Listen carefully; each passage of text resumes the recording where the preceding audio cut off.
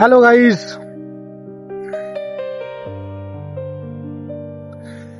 Guys, আমি কামিমুল ইসলাম আর আমার বাড়ি বারাসাত। আমি এখন আছি ভাসিলিয়া আর হারোয়ার মাঝখানে।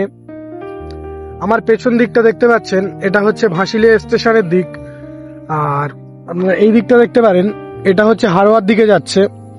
রাস্তার অবস্থাটা খুব একটা ভালো না, আবার তার উপরে কিছুদিন ধরে বৃষ্টি হয়েছে, চারিদিকটা কাদা।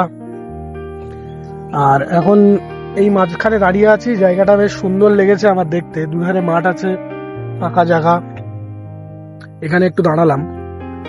আর এখন যাব আমি হাড়োয়া স্টেশনের দিকে। আর আপনারা যারা যেখান থেকে ভিডিওটা দেখছেন একটু কমেন্ট করে জানাবেন যে কোথা থেকে দেখছেন।